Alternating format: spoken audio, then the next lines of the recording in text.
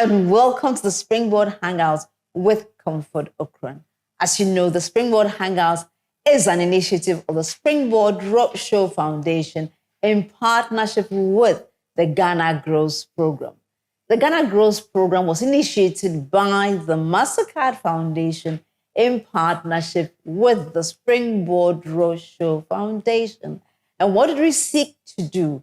We sought to encourage and to showcase the opportunities that existed in the extended value chain for agriculture, agric, and ATVET.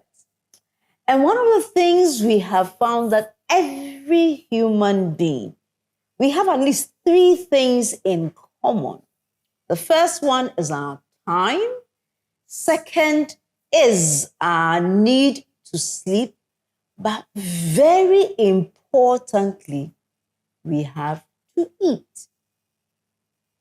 Now, sometimes when we are eating, we do, take in some stuff that even as you're putting it in your mouth, you know that this one, fat, but we just still continue doing it. Today on the Hangouts, we're coming to look at the extended part of the agricultural value chain, which looks at the food and how your food is what you eat. My guest in the studio says that, sometimes we like, as Ghanaians, putting in quotes, that we may eat too much carbohydrates. Is that true? Do you believe in it? Let us know in the comments. We have in the studios today Fredericka Doku. She is a dietitian of no par value.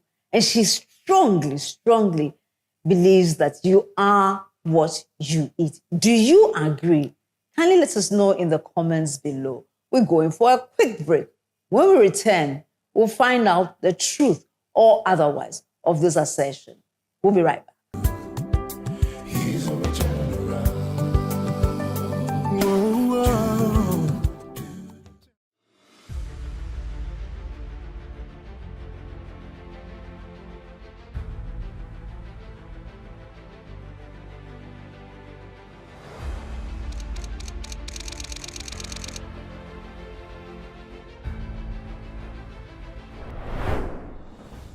%30 of Ghana's post-harvest losses is $639 million US.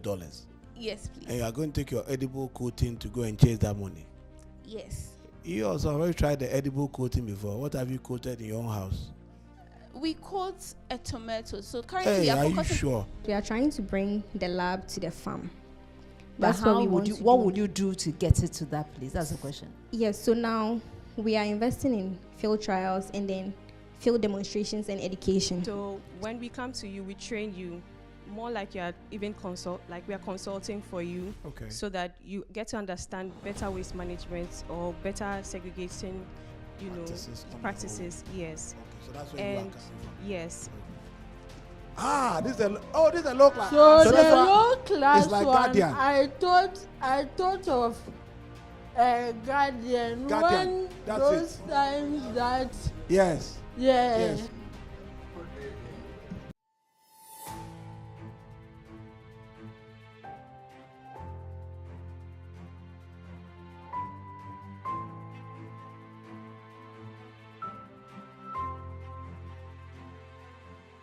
Enterprise, your advantage.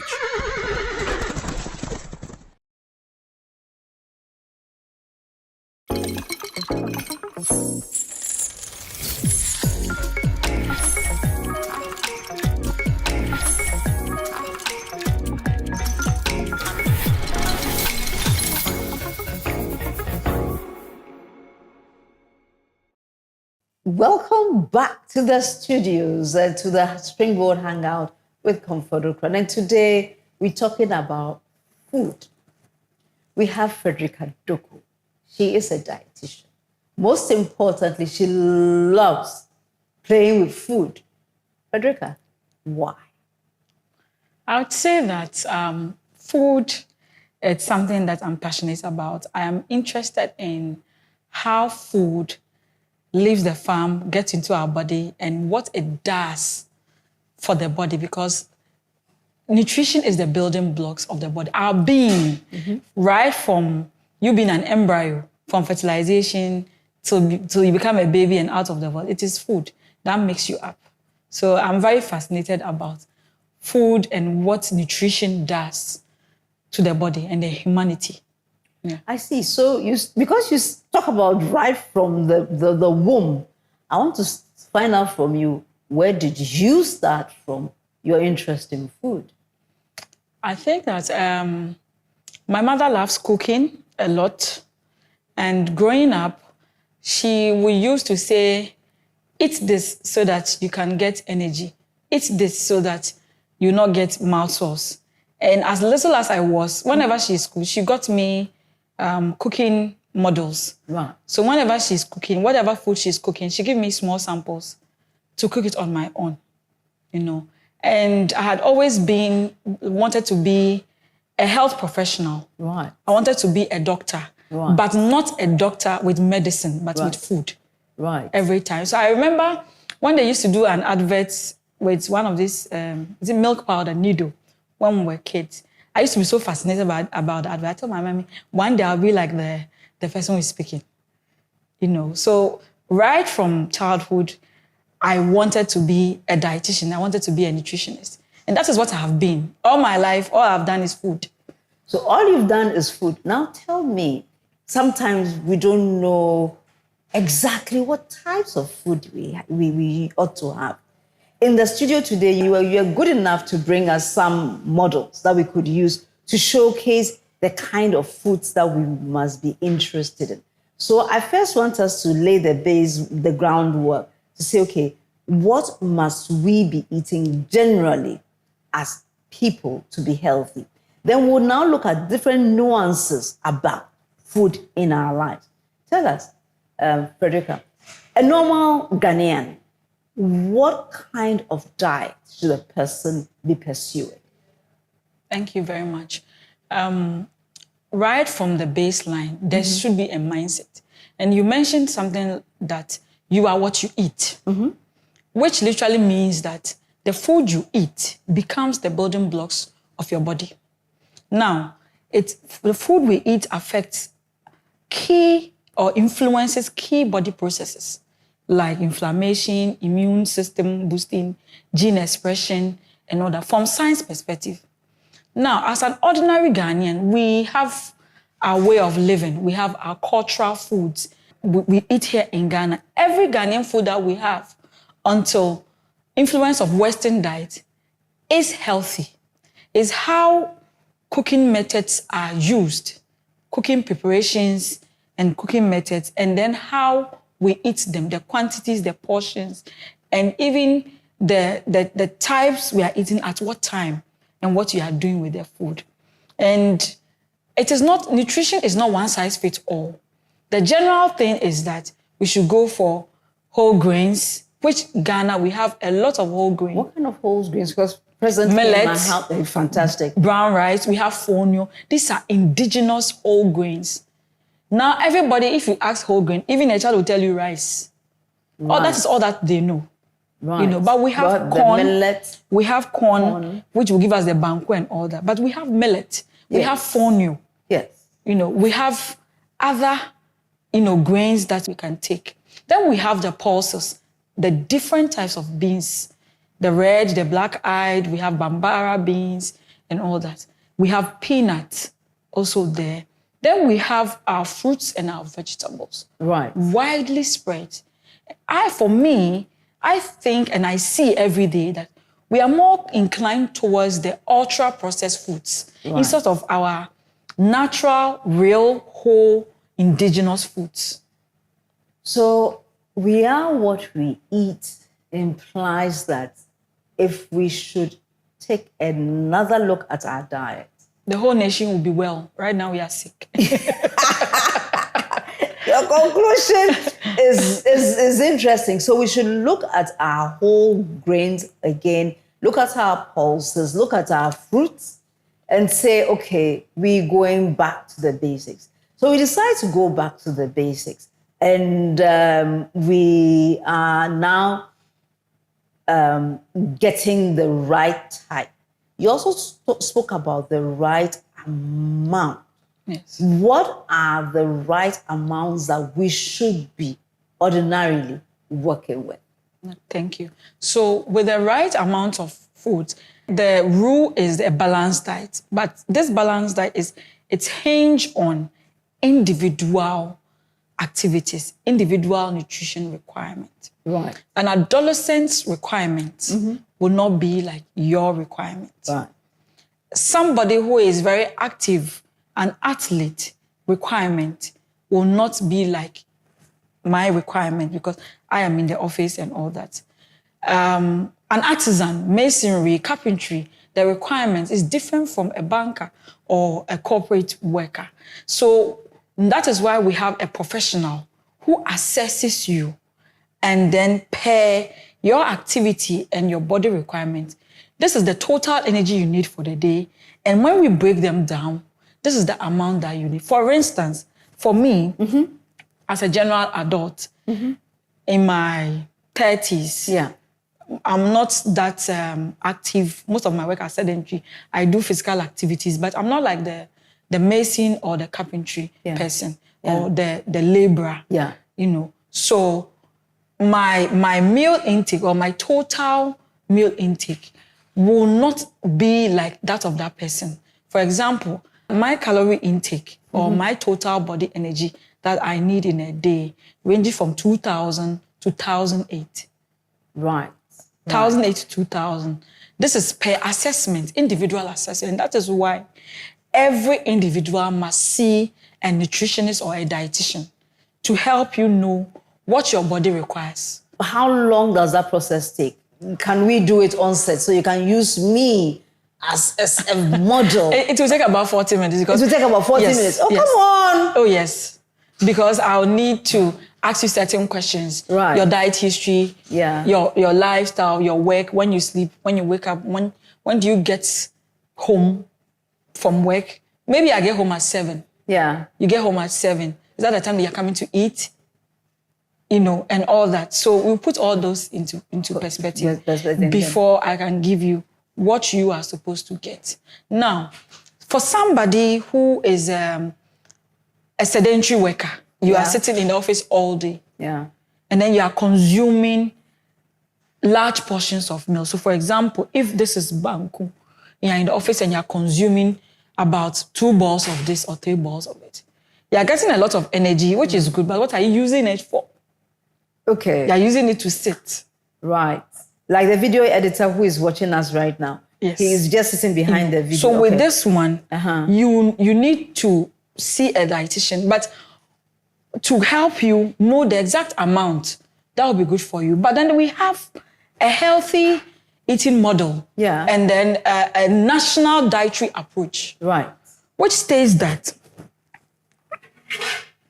this is your plate. Right. And it says that half of your meals should be filled with vegetables. Where are vegetables? Could you kindly put our regardless what you are eating. Right. So half. Yes, so this is the half. This is not to say my plate should be filled with vegetables. Right. You know. And it also depends. If you are a thin person, right, like the accountant, he says he wants to gain weight. And I assessed him and he's underweight. Right. Then, in as much as the plate should be half vegetables, the carbohydrate and protein portion also must to be increased. That's why I said it's not one size fits all. But if you are looking on the surface to eat healthy, then you have to make sure that half of your meal is filled with vegetables. It's filled with vegetables. And this is not to say that if you don't have carrot and cabbage, you don't have vegetables. We have a plethora of Ghanaian vegetables, okra, garden eggs, bokoboko, alefu, ayoyo, and all those ones. I really like ayoyo. Fantastic. In the market. And then the okras too. And the okras too. So for example, we are eating banku and okra. Right. You don't need to cut carrots and cabbage into the banku. No. But the okra is a vegetable. Yes. The ayoyo is a vegetable. You know, but most of the time we turn it around. 2 balls or 3 balls of banku here, small okra stew, and then our fish. That's how we do it as Ghanaians. But that is not supposed to be. Can I have this whole piece of fish? Because you said you wanted me to have a lot of protein. Yes, because the average Ghanaian that do not eat a lot of protein. So is this good amount of protein or it's a good too amount? Much? It's a good amount of protein, but per your requirement, it can be too much. It can be too for much. a sitting. For a sitting. Yes. But then we could take this into two. And then half. It would work out. It will work out. Right. And then, we hear that fruits are healthy and all that, and people overeat it. There are servings that you are supposed to be eating. We are saying that 2 servings of fruit a day and then 3 servings of vegetables. The 3 servings of vegetables are going to be on your plate, whether you're eating banku and okro and all. So if you are eating kenke and pepper on the market and fish, you are not fulfilling this principle. You want us to have 2 portions of fruits a day. Where do we put our fruits? Thank you. Fruits can come as snacks. Okay. It can come as a part of a meal. Right. But then it depends. But mostly recommended as a snack. Right. Why? Snack meaning in between your meals to bridge, especially for children. Okay. And even adults, in the sense that fruit also contains energy and vitamins and all that. Usually as Ghanaian, we eat our meals to be full and we add the fruits, adding more energy to what we have already eaten. If you want a fruit to be part of your meal, it means that the main meal itself, you have to reduce it in order to make room for the fruit. I am a very visual learner, so help me. So if we take that banku size that you used earlier, and I want to have that banana as part of my meal, you're saying that instead of me eating my full bowl of kenke or banku or whatever it is, and that fruit together, I should reduce my quantity of banku. Why? So just as I said, per your status, whether you are underweight or you are normal, healthy, or overweight or obese. If you are obese or overweight, then you have to do this. If you are underweight, we are looking at you gaining weight. So you getting energy is not a problem. But for most Ghanaians, statistics shows that we are overweight and obese, And a person will not go for just 1 banana. The person will go for like 3 or 4 bananas.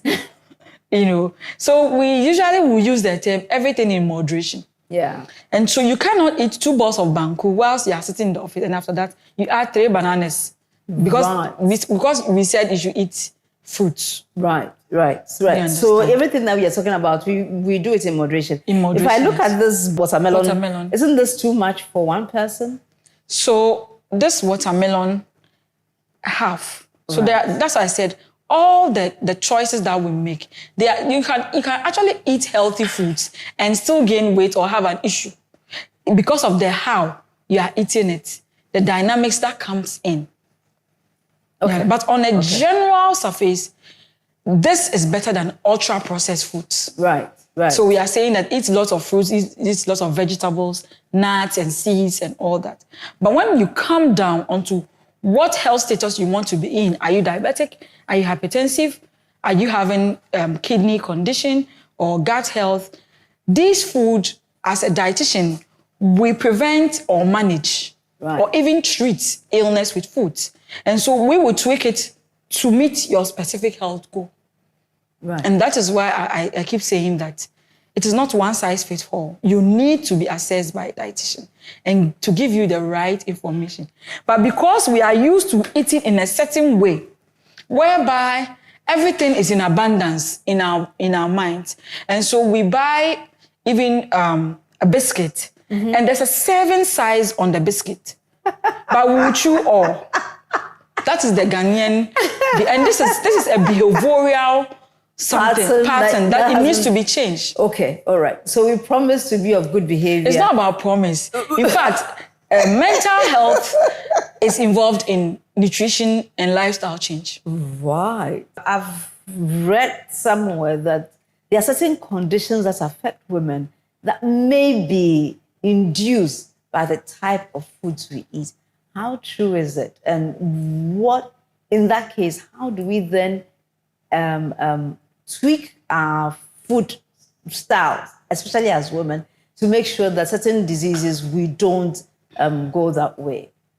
So over the years and even now, a lot of people know me as a women's health dietitian. Right. And I don't play on that because it's very important to me. In the sense that in the beginning, I said that food holds the keys to influence major body processes in our body. Now, conditions like polycystic ovary syndrome, fibroids, diabetes, endometriosis, menopause, and all these things are influenced by nutrition and what we eat. In the sense that certain poor foods that we eat causes something we call insulin resistance, which scientific evidence has shown that is the underlying cause of all these women's health issues. So you're telling me that PCOS? Yes. Fibroids, yes. Endometriosis. Endometriosis, if you talk about menopause, they all underlining that is a poor nutrition. Yes. So how do we balance it out? So it will interest you that the first line of PCOS is nutrition, is healthy eating. Okay. Because poor foods influences estrogen balance. And fibroids, studies have shown that is as a result of estrogen balance, overproduction of estrogens. Hormonal balance is also there.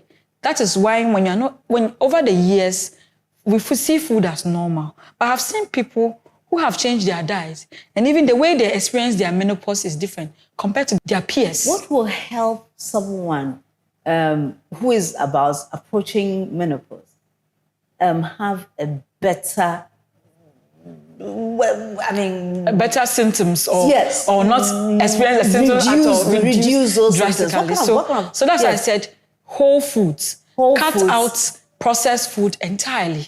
I don't even want to say reduce it. Like the sugars and so on and so forth. The sugars, the refined foods like white rice. White rice? Yes.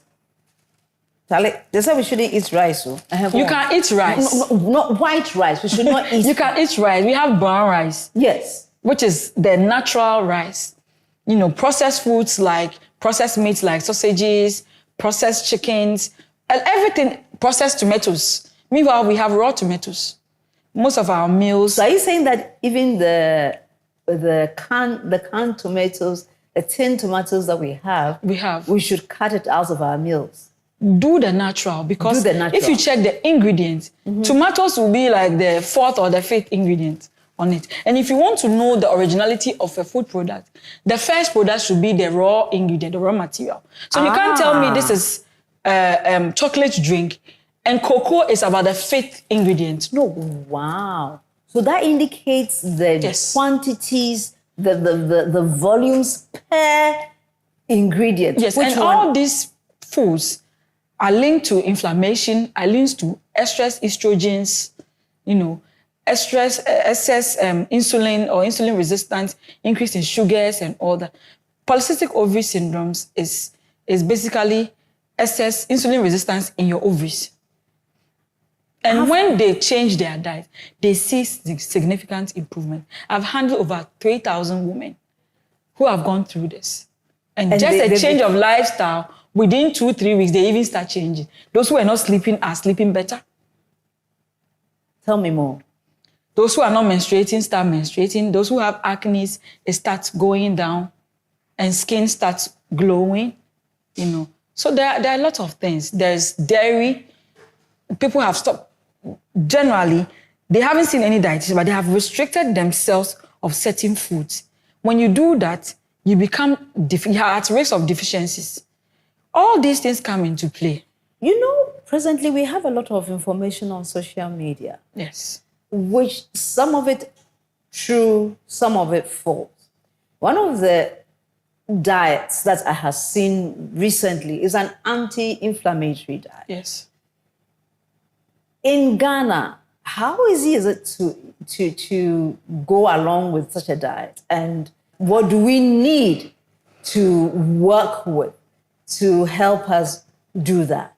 There are so many social media advocacies and talk about nutrition and what to eat. Please, if you are watching anybody on the media, look for an expert. If the person do not have licensed and registered nutrition or a dietitian, the person is not your go-to for information.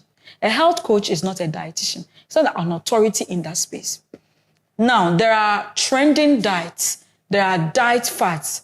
These are, people are giving names to a certain way of eating, and they are calling it certain names. Anti-inflammatory diet is not a diet. Okay. It is something that we eat every day. Right. You see, it means that you are not giving your body foods that will cause inflammation. So if you cut out ultra-processed foods, you are doing anti-inflammatory diet. If you are increasing healthy fats, so you are eating salmons, you are eating avocado, pears, you are eating green leafy vegetables and all that, it's anti-inflammatory. But people want to target a certain name so that you run to them. It is just a normal meals that we eat. So eating wache with vegetables and then maybe smoked mackerel or tuna with avocado is anti-inflammatory diet. I love that. So I can come and tell you, anti-comfort, I have this anti-inflammatory diet, and then your bill is $1,000. And then because you haven't heard it before, you pay me. And then I present to you wache and vegetables and then tuna or salmon and then avocados. And you're like, oh, is that the anti-inflammatory diet? Yes. You have been scammed. You know. So a general healthy, we have food groups in Ghana. We have the whole grains, we have beans, pulses, we have protein, lean protein, we have the chicken, we have fish, we have beef, you know, we have milk, we have cheese, all these things are there. We have granite paste. Then we come to avocado, and then our oils, coconut oil, palm oil. These are indigenous to us. And they are good for us. And they are good for us. And Fredericka, one of the things I have noticed is that sometimes the younger people, especially those in the unis and so on and so forth, they do not really eat the best way. Why and how can we help them? So when it comes to the university students or the Gen Zs, yes, eating ultra-processed food is like a lifestyle. It's luxurious. It's convenience to them. So I have noticed that they're taking in more of ultra-processed food, fast foods, sugar-sweetened beverages, boba tea. Boba tea. The first time I was introduced to this boba tea was my daughter. She said, oh, mommy, boba tea. I said, what's that? She said, I know there. Let's go there. She showed me, went there. Then, looking at everything, the woman said, oh, how much are you buying? She showed me the cups. They have 500 ml. They have 7,500 ml. So, okay, just give me the small size. So I bought the small size for my daughter. I said, let me taste it. It is very nice and sweet. This thing is a high caloric shake. Yes. Okay. And if somebody wants to gain weight, if there's somebody who is very thin, it's good for you. But if you're overweight and obese, you cannot drink even the 500 ml. It's too much. I was there and people were buying 1 liter, 700 mils. Wow. You know, going to drink, you know. So I asked myself, where are all these energies going to? So convenience foods, it's a luxury to them. And I want to use this platform to tell them that it is not luxury because poor nutrient foods are going to predispose you to health risk. Yeah. Diseases like diabetes, hypertension. You may think you are young, you're not there yet. You get something we call insulin resistance. It's affecting your hormones. If you are a lady, your menses will start ceasing and so many acne on your face and all those things. It also causes inflammation in your system, which reduces your immune system. And so it is not a luxury. No, not eating healthy now is a luxury. Yeah. Eating healthy. So, and most of them do not cook. Skipping of breakfast, late night eating. If you are eating late night and you are going for jogging on Legon campus, after that, I don't have a problem with you. But you eat that and you are sleeping, then it's not going to help. At all. And they are taking a lot of monosodium and, you know, high sodium foods. Yeah. You know, they said there's something called loaded fries. The first time I heard, I didn't know about it. I think I'm out of Gen Z. I'm a millennial. So I was like, what is it? They told me, I was like, hey, it's that. What is it?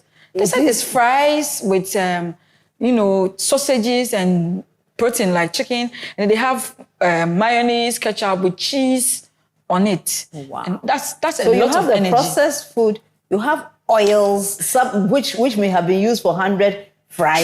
Trans fat. and so on and so forth. And I can tell you right there that that food influences inflammation in your system. Right. So our young people, this is the opportunity for you to start healthy eating. Right. When you are on campus, somebody asks me, what should I eat? Try and cook in bulk. If you don't know how to cook, learn how to cook. At least do gari soakings. It's better with granite inside.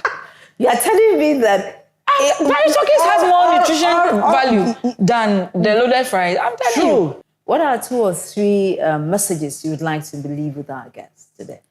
I would like to entreat every Ghanaian to eat close to nature as possible. Run away from ultra-processed foods. Let's eat our indigenous Ghanaian foods and see a dietitian once in your life in a year. This year, 2026, see a dietitian. And therefore, until we come your way in the future, next time, know that we love you. You are blessed. You are the most important person in the whole wide world. We love you. Bye.